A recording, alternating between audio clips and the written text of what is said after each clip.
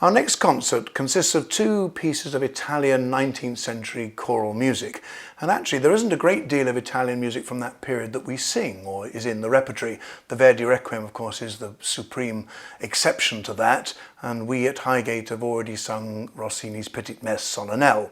But I suppose that all of these composers were writing church music, but they're remembered today for their operas. So when we think of Rossini, it is the Barber of Seville that we think of and not the sacred works.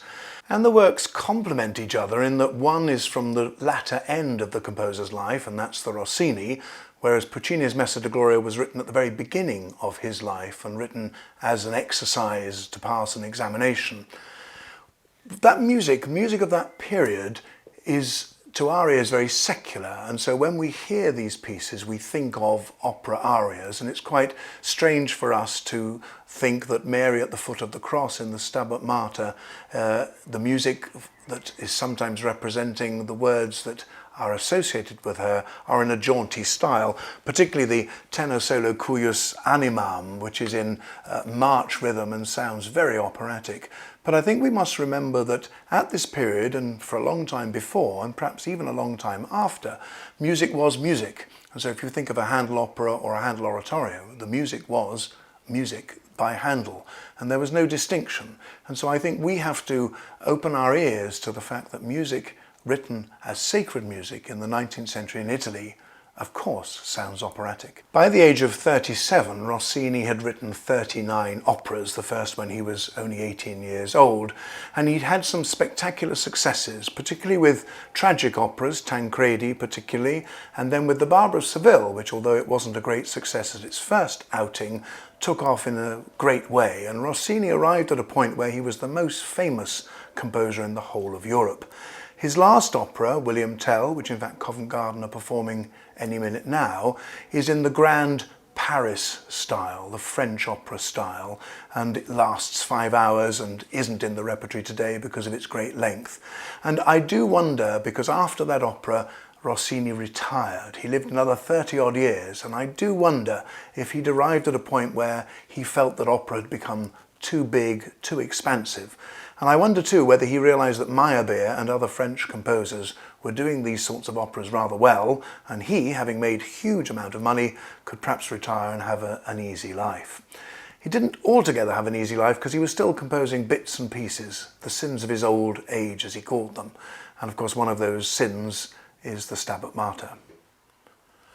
Rossini was asked to write the Stabat Mater in the 1830s, and he wrote the first movement and movements 5 to 9, and then rather gave up on it. And so he asked his friend Tadolini to finish the piece for him. And that piece, as a complete piece, was given a private performance. Then, for some reason, contractually, there was a suggestion that it should be published. And at that moment, Rossini thought, now hang about, we can't have this published with music in it that isn't by me. And so at that point in the 40s, he completed the piece, writing all of the movements himself. And what's rather remarkable about it is there's huge continuity in the piece. The opening movement, which of course he had written already in the 30s, is brought back, or the music is brought back as part of the final section, the final Amen. So Rossini's Stabat Mater is a senior man's music, an experienced composer's music, and the Puccini Messa di Gloria, of course, is music by a young man, a man in his 20s. He had already written the Credo movement and then completed the Mass as part of a graduation exercise. Technically, the words Messa di Gloria should mean Kyrie and Gloria only, but for this exercise he completed all of the text of the Mass. And Puccini, in this music, you can feel that he's going to become a great composer. I'm not sure that he took this work terribly seriously once he'd established himself as an opera composer, and in fact the score was not rediscovered until the 50s.